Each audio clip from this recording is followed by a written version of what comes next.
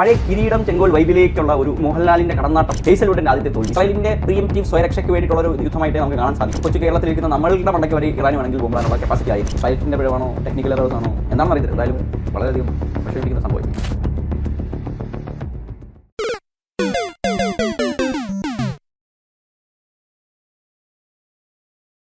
രണ്ട് മൂന്ന് ആഴ്ചയായി വീഡിയോകളൊക്കെ നമ്മൾ ഇറക്കിയിട്ട്. അതിന് കാരണം എന്താണെന്ന് ചോദിച്ചാൽ തികച്ചും മടിയായിരുന്നു എന്ന് തന്നെ പറയേണ്ടതായി വരും. പിന്നെ ഒരുപാട് സംഭവ ബഹുലമായ സമയങ്ങൾ തന്നെയായിരുന്നു കടന്നു പോയിരുന്നത്. അപ്പോൾ ഒരുപാട് കാര്യങ്ങൾ ഇന്ന് പറയാനുണ്ട്. അതിനകത്തൊരു 2-3 കാര്യത്തിലെങ്കിലും ടച്ച് ബേസ് ചെയ്യാം. അതിന് തന്നെ തുടരും. മോഹൻലാലിൻ്റെ തുടരും എന്ന സിനിമയെക്കുറിച്ച് പറയാതെ നമുക്ക് കേരളത്തിലെ സിനിമാ സാംസ്കാരിക രംഗത്തെ മാറ്റാൻ കഴിയത്തില്ല. കാര്യം അത് പറഞ്ഞേ പറ്റൂ. എന്താണ് നിൻ്റെ തുടരും സിനിമയെക്കുറിച്ച് സംസാരിക്കുകയാണെങ്കിൽ കുറേ കാലത്തിന് ശേഷം മോഹൻലാലിൻ്റെ ഒരു കഥാപാത്രത്തിന് കുറേ ലെയർ വന്നൊരു സിനിമയാണ്. അങ്ങനെ ഒരുപാട് ലേയേഴ്സ്. ഇപ്പോൾ എമ്പുരാനാണെങ്കിൽ ലേയേഴ്സ് കുറവായിരുന്നു എന്നെ സംബന്ധിച്ച്. എമ്പുരാൻ്റെ അകത്ത് ആകെ മോഹൻലാൽ വരുന്നു, കുറച്ച് ബൈബിൾ വചനം പറയുന്നു, വീട്ടിൽ അതിലും ഇതൊരു ആ ഇമോഷൻസ് ഒക്കെ കൃത്യമായിട്ട് പ്ലേസ് ചെയ്തേക്കൊണ്ടാണ് ഡയറക്ടർ എവിടെ എന്തൊക്കെ പ്ലേസ് ചെയ്യണം. അതുകൊണ്ടാണ് ആ ഇമോഷണലി കണക്റ്റ് ആയത്. ഒരു സിനിമ എന്ന് പറയുമ്പോൾ ഇമോഷണലി കണക്റ്റ് ആവുക എന്നുള്ളതാണ് എൻ്റെ ഏറ്റവും വലിയ കാര്യം. അപ്പോൾ ആ സിനിമ കണ്ടു കഴിഞ്ഞ് ഇറങ്ങുമ്പോൾ നമുക്ക് മോഹൻലാലിൻ്റെ കഥാപാത്രവും ആ സിനിമയുടെ സെറ്റിങ്ങും എല്ലാം നമുക്ക് മനസ്സിൽ ഉൾക്കൊള്ളുന്നു. അതുകൊണ്ട് തന്നെയാണ് തുടരും സിനിമ ആളുകളിലേക്ക് സ്വീകാര്യത നേടിയത്. അതുകൊണ്ട് ആ സിനിമ വലിയ കളക്ഷൻ നേടി. പിന്നെ മോഹൻലാലിനെ കുറിച്ച് പറയുകയാണെങ്കിൽ കഴിഞ്ഞ വർഷം മോഹൻലാലിന് ഹിറ്റുകളില്ലായിരുന്നു. പക്ഷേ ഈ ഒരു വർഷം വരുമ്പോൾ മോഹൻലാലിൻ്റെ വർഷമായിക്കൊണ്ടിരിക്കുകയാണ്. തുടക്കം മുതൽ ഇപ്പോൾ ചോട്ടാ മുംബൈ റിലീസ് ചെയ്തു. അതിന് വരെ ഭയങ്കര ആൾക്കാരാണ്. അപ്പോൾ മോഹൻലാൽ ഈ ഓരോ സമയങ്ങളിലും വർഷങ്ങളുടെ ഓരോ സമയങ്ങളിലും മോഹൻലാലിന് സ്പേസ് ഉണ്ടായിക്കൊണ്ടിരിക്കുകയാണ് മലയാള സിനിമയിൽ. അപ്പോൾ ഇനിയിപ്പോൾ സത്യനന്ദിക്കാടിൻ്റെ ഒരു പടം ഓണത്തിന് വരും. ഏത് സിനിമ? ഹൃദയപൂർവ്വം എന്ന് പറഞ്ഞൊരു പടം വരുന്നുണ്ട്. അപ്പോൾ അദ്ദേഹത്തിൻ്റെ ആ ബ്രാൻഡ് തുടച്ച് വൃത്തിയാക്കിക്കൊണ്ട് തന്നെ ഇരിക്കുകയാണ് അദ്ദേഹം. അതാണ് മോഹൻലാലിനെ കുറിച്ച് പറയാനുള്ളത്. അദ്ദേഹം വളർന്നുകൊണ്ടിരിക്കുന്നു. എനിക്ക് തുടരുമെന്ന് പറഞ്ഞ സിനിമ പേഴ്സണലി ക്രിട്ടിക്കലി അക്ലൈംഡ് ആയിട്ടൊരു ഫിലിമാണ്. കേരള ബോക്സ് ഓഫീസിൽ നിന്ന് 100 കോടി കളക്ഷൻ കിട്ടുന്ന ആദ്യത്തെ മലയാള സിനിമയാണ്. എന്നിരുന്നാലും എനിക്ക് സിനിമ പേഴ്സണലി എനിക്കൊരു ഇല്ലായ്മ വന്നിട്ടുണ്ട്. വേറെ ഒന്നും കൊണ്ടല്ല, എനിക്ക് ഹാപ്പി എൻഡിങ്സ് ആണ് ഇഷ്ടം. എന്തെങ്കിലും ഇതിനകത്ത് മോഹൻലാൽ അവസാനം സ്പോയിലർ അലേർട്ടാണ്, എല്ലാവരും കണ്ടു കാണുമെന്ന് പ്രതീക്ഷിക്കുന്നു. ജിയോ ഹോട്ട്സ്റ്റാറിൽ വന്നു. അവസാനം മോഹൻലാലിനെ പോലീസ് പിടിച്ചുകൊണ്ട് പോകുന്ന രംഗമാണല്ലോ. അപ്പം എനിക്ക് തോന്നിയെന്ന് പറഞ്ഞാൽ പഴയ കിരീടം ചെങ്കോൽ വൈബിലേക്കുള്ള ഒരു മോഹൻലാലിൻ്റെ കടന്നാട്ടം ആയിരുന്നില്ലേ തുടരും. എനിക്കതിനകത്ത് ആ ബാത്റൂം സീനൊക്കെ ഇഷ്ടപ്പെട്ടു. അതിനകത്ത് ആ മൂർത്തി തന്നെ പറയുന്നുണ്ട്, ഒറ്റ വീഴ്ചയാണ്, നമ്മൾ തന്നെ പ്രതീക്ഷിക്കത്തില്ല. അപ്പോൾ മോഹൻലാൽ എന്ന് പറഞ്ഞ കഥാപാത്രത്തിൻ്റെ എല്ലാ അഭിനയ ചാരുതകളും ഉൾക്കൊള്ളിച്ചുകൊണ്ട് ഒരു സിനിമ തുടരും.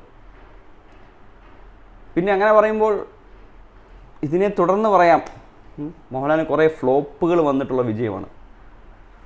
ചോക്കേഴ്സ് എന്നറിയപ്പെടുന്ന ഫ്ലോപ്പുകളുടെ രാജാക്കന്മാരായിരുന്ന ടീമുകളുടെ വർഷം കൂടിയാണ് 2025. തീർച്ചയായിട്ടും. അത് സൗത്ത് ആഫ്രിക്കയാണെങ്കിലും, റോയൽ ചലഞ്ചേഴ്സ് ബാംഗ്ലൂർ ആണെങ്കിലും, ടോട്ടിൻഹാം ആണെങ്കിലും, ന്യൂകാസിലാണെങ്കിലും, ഇനിയും നമ്മുടെ സ്വന്തം ഹാരി കെയ്ൻ ആണെങ്കിലും എല്ലാവർക്കും വിജയം സമ്മാനിച്ചുകൊണ്ടുള്ള ഒരു വർഷമായി മാറുകയാണ് 2025. നമുക്ക് ഓരോരുത്തരായിട്ട് എടുത്തു പറയേണ്ടതായിരിക്കുന്നു. ഫുട്ബോളിലാണെങ്കിൽ ടോട്ടൻഹാമിനും ന്യൂകാസിലിനും വർഷങ്ങളായിട്ട് കപ്പടിക്കുന്നില്ല. അതെ, PSG ആദ്യമായിട്ട് ചാമ്പ്യൻസ് ലീഗ് കിട്ടി. അപ്പോൾ PSG ഭാഗമായിക്കൊണ്ട് ഹാരി കെയ്ന് കപ്പ് കിട്ടി. ടോട്ടൻഹാം മാഞ്ചസ്റ്റർ യുണൈറ്റഡിനെ തോപ്പിച്ച് UEFA കപ്പടിക്കുന്നു. ന്യൂകാസിൽ കാരബാവോ കപ്പ് അടിച്ചുകൊണ്ട് 76 വർഷങ്ങൾക്ക് ശേഷമാണ് കപ്പടിക്കുന്നത്. ദ ടൂൺസ്. അങ്ങനെ കപ്പുകൾ അടിക്കുന്ന ടീമുകൾക്ക് അവരുടെ വരൾച്ച മാറാൻ സംഭവിച്ചു. ഒരവസരമായി 2025. പിന്നെ നമുക്കെല്ലാം അറിയാവുന്ന പോലെ 18ാമത് Indian premier league royal challengers Bangalore അടിച്ചു, കപ്പടിച്ചു, പഞ്ചാബിനെ തോപ്പിച്ച് കപ്പടിച്ചു. അപ്പം വിരാട് കോഹ്ലി എന്ന കളിക്കാരൻ അദ്ദേഹം ടെസ്റ്റിൽ നിന്നും വിരമിച്ചെന്ന് തോന്നുന്നല്ലേ? ഇനിയിപ്പോൾ എന്താ ബാക്കിയുള്ളത്? ഏകദിനം മാത്രമല്ലേ? ടെസ്റ്റിൽ നിന്നും വിരമിച്ച് അദ്ദേഹം പോവുകയാണ്. അതെ. വിരാട് കോഹ്ലി എന്ന കളിക്കാരൻ ടെസ്റ്റിൽ നിന്ന് വിരമിച്ചപ്പോൾ അതിനകത്ത് ഏറ്റവും കൂടുതൽ ശ്രദ്ധേയമായ കാര്യം 10,000 ടെസ്റ്റ് റണ്ണുകൾ എടുക്കാതെയാണ് വിരാട് കോഹ്ലി എന്ന കളിക്കാരൻ വിടവാങ്ങുന്നത്. അതെ. എന്തുകൊണ്ടോ ഇംഗ്ലണ്ട് പരമ്പര അദ്ദേഹത്തിന് കളിക്കാമായിരുന്നു. ഫിറ്റ്നസിന് അധികം പ്രശ്നമുണ്ടെന്ന് എനിക്ക് തോന്നുന്നില്ല. ഇംഗ്ലണ്ട് പരമ്പര കളിക്കായിരുന്നു. ആദ്യത്തെ വിരാട് കോഹ്ലിയിൽ കണ്ട തീക്ഷ്ണത, ആദ്യത്തെ വിരാട് കോഹ്ലി കണ്ട ഹങ്കർ ഫോർ വിക്ടറി, ആ ഒരു സാധനം ഇല്ലാത്ത ഒരു അവസ്ഥയാണ് ഇപ്പോൾ നമ്മൾ വിരാട് കോഹ്ലിയിൽ കാണുന്നത്. എന്താണെന്ന് അറിയില്ല. അദ്ദേഹത്തിന് ആ കളിയോടുള്ള അഭിനിവേശം നഷ്ടപ്പെട്ടതുപോലെ സച്ചിൻ ഇപ്പോഴും 48ാമത്തെ വയസ്സിൽ വന്ന് കളിക്കുന്ന സ്ട്രെയിറ്റ് ഡ്രൈവുകളുടെ അദ്ദേഹത്തിന് ആ കളിയോടുള്ള ഇഷ്ടത്തിൻ്റെ ആ എന്താ പറയുക, ആ ഒരു അർപ്പണ മനോഭാവത്തിൻ്റെ 100% പോലും വിരാട് കോഹ്ലിക്കുണ്ടെന്ന് എനിക്ക് തോന്നാറില്ല. ഈ അവസാന കാലഘട്ടത്തിൽ, ആദ്യ കാലഘട്ടത്തിലുണ്ടായിരുന്നു. പിന്നെ എന്തൊക്കെയോ സംഭവിച്ച് കുറേ എന്തൊക്കെയായിരുന്നു, വീഗനാകുന്നു, എന്തൊക്കെയോ കാര്യങ്ങൾ ചെയ്യുന്നു. എന്നിട്ട് എല്ലാം കഴിഞ്ഞ് 36ാമത്തെ വയസ്സിൽ റിട്ടയർ ആകുന്നു. ഇവിടെ ക്രിസ്ത്യാനോ റൊണാൾഡോയും ലയണൽ മെസ്സിയും 40-നും ശേഷം കളിച്ചുകൊണ്ടിരിക്കുകയും കപ്പടിച്ചുകൊണ്ടിരിക്കുകയും ചെയ്യുന്ന, അതായത് ഫുട്ബോൾ എന്ന് പറഞ്ഞാൽ ക്രിക്കറ്റിനേക്കാളും ഏത് വിധേനയും ഒരു ബാറ്റ്സ്മാൻ വേഴ്സസ് ഒരു ഫുട്ബോളർ, ക്രിക്കറ്റിലെ ബാറ്റർ വേഴ്സസ് ഫുട്ബോളർ എന്ന് പറയുമ്പോൾ എന്തുകൊണ്ടും ബാറ്ററിന് എടുക്കേണ്ട എഫേർട്ടിൻ്റെ വലിയൊരു ശതമാനം കൂടുതലാണ് ഒരു ഫുട്ബോളർക്ക് എടുക്കേണ്ടത്. അപ്പം ഗ്രൗണ്ടിൽ ഇന്റർ മിയാമിക്ക് വേണ്ടി മെസ്സി അഴിഞ്ഞാടുമ്പോഴും പോർച്ചുഗലിന് വേണ്ടിയിട്ടും അൽ നാസറിന് വേണ്ടിയിട്ടും ക്രിസ്ത്യാനോ റൊണാൾഡോ അടിച്ച് പറപ്പിക്കുമ്പോഴും ആ ഒരു എനിക്ക് തോന്നുന്നു മെസ്സിക്കും ഈ പലപ്പോഴും നമ്മൾ സോഷ്യൽ മീഡിയ പ്രസൻസ് കൊണ്ട് മെസ്സിയെയും റൊണാൾഡോയും വിരാട് കോഹ്ലിയും കമ്പയർ ചെയ്തിട്ടുള്ള ഒരുപാട് കാര്യങ്ങളുണ്ടായിരുന്നു. എന്താണ് റൊണാൾഡോയെയും വിരാട് കോഹ്ലിയെയും വ്യത്യസ്തനാക്കുന്നത്? കളിയോടുള്ള അഭിനിവേശം, ആ തീക്ഷ്ണത, ആ ഇഷ്ടം, ആ പ്രേമം, ആ കളിയോടുള്ളൊരു പ്രേമമുണ്ട്. അത് വിരാട് കോഹ്ലിക്ക് എവിടെയോ നഷ്ടപ്പെട്ടു പോയി. അതായത് നമുക്ക് ആ അദ്ദേഹത്തിൻ്റെ പല കാര്യങ്ങളും കാണുമ്പോഴും അറിയാം. അതുകൊണ്ടായിരിക്കാം ഇല്ലാതിരിക്കുന്നത്. അതുകൊണ്ടല്ലേ ഗ്രേറ്റസ്റ്റ് ഗെയിമിൽ നിന്ന് തന്നെ അദ്ദേഹം വിരമിച്ചത്. ടെസ്റ്റിൽ നിന്ന് അദ്ദേഹം അറ്റ്ലീസ്റ്റ് ഇംഗ്ലണ്ട് പരമ്പര വരെയും കഴിയണമായിരുന്നു. അതെ, അത് അവസാനത്തെ ഒരു ശരിയാണ്. ടെസ്റ്റുകളെക്കുറിച്ച് പറയുമ്പോൾ ലോകത്തിൻ്റെ നെറുകയിൽ ലോക ടെസ്റ്റ് ചാമ്പ്യൻഷിപ്പ് അടിച്ചുകൊണ്ട് ദക്ഷിണാഫ്രിക്ക നിൽക്കുകയാണ്. സൗത്ത് ആഫ്രിക്ക എന്ന ടീമിൻ്റെ ചരിത്രമെടുത്താൽ കപ്പിനും ചുണ്ടിനുമിടയിൽ കപ്പ് നഷ്ടപ്പെടുന്ന ഒരു ടീമാണ് എക്കാലത്തും സൗത്ത് ആഫ്രിക്ക. 1992 ഡക്വർത്ത് ലൂയിസ്, അന്നത്തെ ഡക്വർത്ത് ലൂയിസ് ആണെന്ന് തോന്നുന്നില്ല, അന്നത്തെ മഴ നിയമം കാരണം അവർ പുറത്താകുന്നു. 96 പുറത്താകുന്നു. 99 ടൈ ആയി പുറത്താകുന്നു. 2004 മഴ കാരണം പ്രിലിമിനറി റൗണ്ടിൽ ഔട്ടാകുന്നു. സ്വന്തം സൗത്ത് ആഫ്രിക്കയിൽ നടന്ന വേൾഡ് കപ്പിൽ അന്ന് മാർക്ക് ബൗച്ചർ കരഞ്ഞുകൊണ്ട് നടന്നത് ഓർമ്മയുണ്ട്. 2007 സെമി ഫൈനലിൽ ഔട്ടാകുന്നു. 2007 സെമി ഫൈനലിൽ ഓസ്ട്രേലിയയോടാണ്. പിന്നെ ഒരുപാട് 2020 വേൾഡ് ചാമ്പ്യൻഷിപ്പിലും ക്വാർട്ടറിലാണെന്നാണ് എൻ്റെ ഓർമ്മ. 11 സൗത്ത് ആഫ്രിക്ക ഇന്ത്യയെ തോപ്പിച്ചിരുന്നു. സൗത്ത് ആഫ്രിക്ക ഗ്രൂപ്പ് സ്റ്റേജിൽ ഇന്ത്യയെ തോപ്പിച്ചിരുന്നു. സച്ചിൻ 100 അടിച്ച കളിയായിരുന്നു. ഇന്ത്യയെ തോപ്പിച്ചിരുന്നു. 15 സെമിയിൽ പുറത്താകുന്നു എന്നാണ് എൻ്റെ ഒരു ന്യൂസിലൻഡ്. ഡിവിലിയേഴ്സ് കരയുന്ന ഒരു സീനുണ്ട്. അതെ അതെ, ന്യൂസിലൻഡ് റണ്ണൗട്ടൊക്കെ മിസ്സാക്കുന്നു. അതെ അതെ അതെ. 19 ഫൈനലിലാണെന്ന് ഓർക്കുന്നില്ല. 19 എന്തായാലും കപ്പടിക്കാൻ പറ്റില്ല. അങ്ങനെ പരാജയങ്ങളുടെ ഒരു ഘോഷയാത്ര ഉണ്ടായിരുന്ന ഒരു ടീം കഴിഞ്ഞ ഇന്ത്യയോട് തോറ്റുപോയി. അതെ, ഈ T20 വേൾഡ് കപ്പ് ഫൈനലിൽ ഈ കഴിഞ്ഞ T20 വേൾഡ് കപ്പ് ഫൈനലിൽ ഇന്ത്യയോട് തോറ്റുപോകുന്നു. അങ്ങനെ എല്ലാ വേൾഡ് കപ്പിലും കപ്പിനും ചുണ്ടിലും ഇടയ്ക്ക് നഷ്ടപ്പെട്ടു പോകുന്ന സൗത്ത് ആഫ്രിക്ക വേൾഡ് ടെസ്റ്റ് ചാമ്പ്യൻഷിപ്പിൽ അതിശക്തരായ ഓസ്ട്രേലിയക്കെതിരെ, ഈ ഓസ്ട്രേലിയൻ ടീമിൻ്റെ പ്രത്യേകതയുണ്ട്. ഹെയ്സൽവുഡ് ഇന്നേ വരെ ഒരു കപ്പും തോക്കാത്ത കളിക്കാരനെന്ന, ഒരു ഫൈനലും തോൽക്കാത്ത കളിക്കാരനെന്ന അഹങ്കാരത്തോടു കൂടി തന്നെ വന്നൊരു കളിക്കാരൻ. ആണ്. ഹേസൽവുഡ് ഇന്നേ വരെ കളിച്ചിട്ടുള്ള ഒരു ഫൈനലും തോറ്റിട്ടില്ല. റോയൽ ചലഞ്ചേഴ്സിന് വേണ്ടിയിട്ടും ഹേസൽവുഡ് ടീമിലുണ്ടായിരുന്നു, അദ്ദേഹം ജയിച്ചു. ഹേസൽവുഡിന്റെ ആദ്യത്തെ തോൽവിയും കൂടെയാണ്. അങ്ങനെ കുറെ കളിക്കാർ വരുമ്പോൾ ഓസ്ട്രേലിയ വേറെ ഒരു ബീസ്റ്റാണ്, ഡിഫറെന്റ് ബീസ്റ്റ് ഓൾ ടുഗദർ എന്ന് പറയുന്നത്. അടങ്ങുന്നു, അവരെ തോപ്പിക്കാൻ പാടാണ്, ശരിക്കും പാടാണ്. അത് 2003 നമ്മൾ വേൾഡ് കപ്പിൽ കണ്ടതല്ലേ, നമ്മൾ എത്രയോ ഫൈനലുകൾ ഇന്ത്യ നമ്മുടെ നവംബറിൽ കഴിഞ്ഞ നവംബർ കഴിഞ്ഞു. അത് കിട്ടില്ല. 2 വർഷം മുമ്പ് 2023 ഇന്നലെ എന്ന ഇതുപോലെ നമ്മുടെ മനസ്സിൽ കിടക്കുന്ന ഒരു അതെ എന്നെ സംബന്ധിച്ച് ഏറ്റവും വലിയ വിഷമമായിട്ട് ഇപ്പോഴും മനസ്സിൽ കിടക്കുന്ന 2003 വേൾഡ് കപ്പാണ്. 10 വയസ്സുള്ള ഞാൻ അത് കണ്ട് ഒരുപാട് വിഷമിച്ചിട്ടുണ്ട്. അപ്പോൾ അതങ്ങനെ വന്ന് വേൾഡ് കപ്പുകൾ കഴിഞ്ഞ് അപ്പം സൗത്ത് ആഫ്രിക്കയ്ക്ക് ഒരു കപ്പ് കിട്ടി. പിന്നെ ഇൻട്രസ്റ്റിംഗ് ആയിട്ടൊരു കാര്യം ഇപ്പോൾ ലോകത്ത് നടക്കുന്നുണ്ട്. ഫിഫ ക്ലബ് വേൾഡ് കപ്പ് നടക്കുകയാണ്. 32 ടീമുകൾ 4 വർഷത്തിലൊരിക്കൽ നടക്കുന്ന ടൂർണമെൻറ്റ്. പുതിയൊരു ഫോർമാറ്റിൽ ഫിഫ ക്ലബ് വേൾഡ് കപ്പ് നടക്കുകയാണ്. അമേരിക്കയിലാണ് നടക്കുന്നത്, ലോസ് ഏഞ്ചൽസിലാണ് നടക്കുന്നത് ക്ലബ് വേൾഡ് കപ്പ്. ഏഷ്യയിൽ നിന്ന് 4 ടീമുകളുണ്ട്, ആഫ്രിക്കയിൽ നിന്ന് 4 ടീമുകളുണ്ട്, ലാറ്റിൻ അമേരിക്കയിൽ നിന്ന് 6 ടീമുകളുണ്ട്, യൂറോപ്പിൽ നിന്ന് 8 ടീമുകളുണ്ട്, നോർത്ത് അമേരിക്കയിൽ നിന്ന് 4-5 ടീമുകളുണ്ട്. അങ്ങനെ 32 ടീമുകളുടെ ഒരു വൻ പോരാട്ടമാണ് അമേരിക്കയിൽ നടന്നുകൊണ്ടിരിക്കുന്നത്. ഇന്നലെയാണ് തുടങ്ങിയത്. മെസ്സിയുടെ ഇന്റർ മിയാമിയുടെ കളിയായിരുന്നു ആദ്യത്തേത്. അവർ ആദ്യത്തെ കളിയിൽ അൽ നാസർ കളിക്കുന്നില്ല, അതുകൊണ്ട് റൊണാൾഡോ ഇല്ല, യോഗ്യത കിട്ടില്ല. ഏഷ്യയിലെ ഏറ്റവും നല്ല ആദ്യത്തെ ചാമ്പ്യൻസ് കഴിഞ്ഞ 4 വർഷത്തിൽ ഓരോ വർഷവും ചാമ്പ്യൻസ് ലീഗ് അടിച്ച ടീമുകളാണ് കയറുന്നത്. അപ്പോൾ അവർ ചാമ്പ്യൻസ് ലീഗ് അടിച്ചിട്ടില്ല കഴിഞ്ഞ 4 വർഷത്തിൽ ഒരിക്കൽ പോലും. ആ ഒരു ലെവലിലേക്കാണ് വന്നുകൊണ്ടിരിക്കുന്നത്. കുറേ വർഷങ്ങളായിട്ട് നടന്നുകൊണ്ടിരുന്നതാണ്. ഒരു 8 ടീം 9 ടീമുകളായിരുന്നു 2012-ലും 8-ലും 9-ലും ഒക്കെ നടന്നതായിട്ട് ഞാൻ ഓർക്കുന്നുണ്ട്. പക്ഷേ ഈ ഒരു പുതിയ ഫോർമാറ്റിൽ ഇത്ര ഭംഗിയായിട്ട് നടക്കുന്നു. പക്ഷേ ഇതിൻ്റെ ഒരു ഗുണമെന്ന് പറഞ്ഞാൽ കുഞ്ഞു കുഞ്ഞു ടീമുകൾക്ക് വലിയ വലിയ കളിക്കാരോട് നേരിട്ട് ഏറ്റുമുട്ടാനുള്ള വലിയൊരു അവസരമാണിത്. ഇപ്പോൾ നമുക്കും കേരള ബ്ലാസ്റ്റേഴ്സിൻ്റെ ഒരു ഫാൻ ഈ കപ്പടിക്കുന്ന കാര്യത്തിൽ പറയുമ്പോൾ നമ്മൾ വിട്ടുപോകുന്ന ഒരാളുണ്ട്. ഇത്രയും വർഷങ്ങളായിട്ടും കപ്പടിക്കാതെ നിൽക്കുന്ന നമ്മുടെ കേരള ബ്ലാസ്റ്റേഴ്സ്. അവർക്കും ഈ വർഷം കപ്പടിക്കാൻ പറ്റട്ടെ എന്ന് സാധിക്കട്ടെ ആഗ്രഹിക്കുന്നു. അപ്പോൾ ഞാൻ പറഞ്ഞു വന്നത്, കേരള ബ്ലാസ്റ്റേഴ്സ് എന്ന് പറഞ്ഞ ഒരു ടീമിന് പോലും നാളെ PSG-യോടോ ബാഴ്സലോണയോടോ റയൽ മാഡ്രിഡിനോടോ മാഞ്ചസ്റ്റർ യുണൈറ്റഡിനോടോ ഇന്റർ മിയാമിയോടോ അൽ നസറിനോടോ കളിക്കാനുള്ള ഒരു അവസരം കൂടിയാകും ഈ വേൾഡ് കപ്പ്. മെസ്സി വരുമോ കേരളത്തിൽ? മെസ്സി വരുമോ അതൊരു ചോദ്യമാണ്. മെസ്സി വരുമോ എനിക്കറിയത്തില്ല. വന്നേ അവിടെ കളിക്കും എന്നുള്ളതാണ്. ഏതെങ്കിലും കണ്ടെത്തിക്കൊണ്ട് കളിപ്പിക്കേണ്ടി വരും. അവിടെ മറ്റടുത്ത് കളിക്കാൻ പറ്റത്തില്ല. അവിടെ കാര്യവട്ടത്ത് ക്രിക്കറ്റ് അസോസിയേഷൻ കൊടുക്കത്തില്ല എന്ന് തന്നെ ഒരു പറഞ്ഞിട്ടുണ്ട്, വാർത്ത കഴിഞ്ഞ ദിവസം കണ്ടായിരുന്നു. പിന്നെ ഉള്ളത് മറ്റടുത്താ കല്ലൂർ എന്തോ പ്രശ്നമൊക്കെ ആയിട്ട് ഇങ്ങനെ കല്ലൂർ സ്റ്റേഡിയത്തിൽ മൊത്തത്തിൽ എന്തോ ഒരു പ്രശ്നമുണ്ട്. അത് കേരള ബ്ലാസ്റ്റേഴ്സ് ഇട്ടിട്ടുണ്ട്. അടുത്തുള്ള കടകളിലോ അങ്ങനെ എന്തോ ഒരു സംഭവം ഉണ്ടായിരുന്നു. അപ്പോൾ കല്ലൂരും കളിക്കാൻ പറ്റത്തില്ല. പിന്നെ അവിടെ കളിക്കും കോഴിക്കോട് കോർപ്പറേഷൻ സ്റ്റേഡിയത്തിൽ കളിക്കൂ. EMS അല്ലേ, അത് ഇരിക്കണോ സ്മാരക കോഴിക്കോട് EMS സ്മാരക കോഴിക്കോട് കോർപ്പറേഷൻ സ്റ്റേഡിയം. ഇപ്പോൾ ഉറച്ചു നിൽക്കുന്നു മെസ്സി വരുമെന്ന് പറഞ്ഞുകൊണ്ടാണ്. മെസ്സി എന്ന് വരും?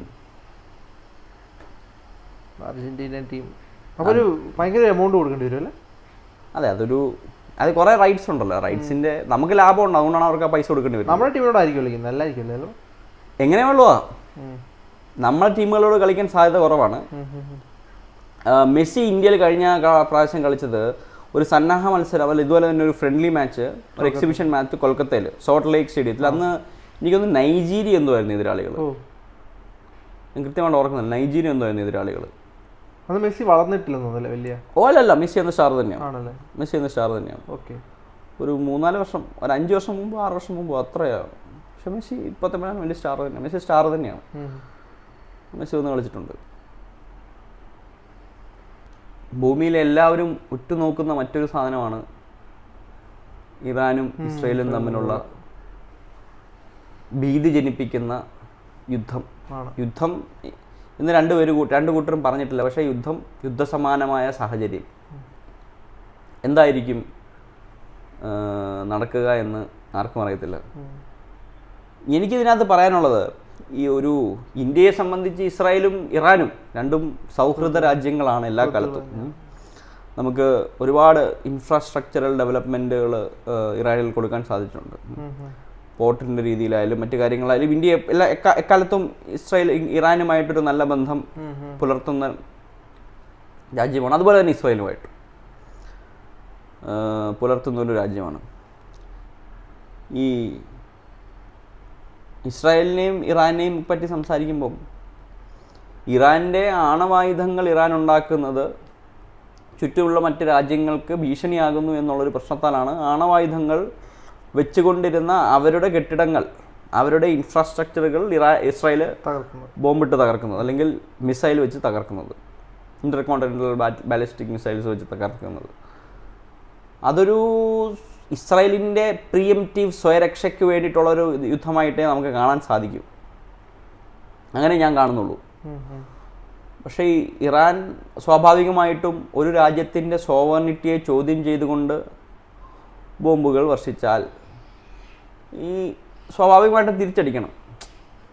അതൊരു രാജ്യത്തിൻ്റെ അഭിമാനത്തിൻ്റെ പ്രശ്നമാണ്. അതുകൊണ്ടാണ് ഇറാൻ തിരിച്ചടിച്ചത്. പക്ഷേ രണ്ടു കൂട്ടരും സംയമനം പാലിച്ച് പരിപാടി നിർത്തണമെന്നാണ് ഇത്. പക്ഷേ ഇസ്രായേൽ ചെയ്തത് തെറ്റാണെന്ന് എനിക്കൊരിക്കലും തോന്നിയിട്ടുമില്ല. കാര്യം ഇന്റർകോണ്ടിനെന്റൽ ബാലിസ്റ്റിക് മിസൈലുകൾ ന്യൂക്ലിയർ വാർഹെഡോട് കൂടി ഉണ്ടെങ്കിൽ ഈ കേരളത്തിലിരിക്കുന്ന കൊച്ചു കേരളത്തിലിരിക്കുന്ന നമ്മളുടെ മണ്ടയ്ക്ക് വരെ ഇറാന് വേണമെങ്കിൽ ബോംബിടാനുള്ള കപ്പാസിറ്റി ആയേനെ.